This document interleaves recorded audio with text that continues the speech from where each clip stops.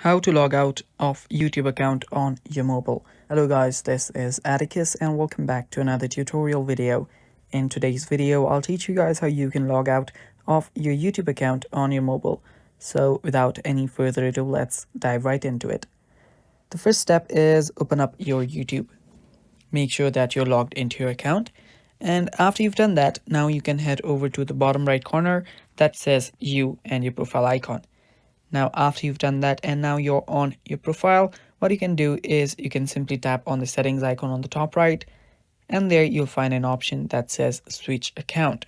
Simply tap on switch account, and now you will see the list of your accounts, including the one that you're using now. Now, all you need to do is tap on the manage accounts on this device option right there. You can tap on that to completely remove your account.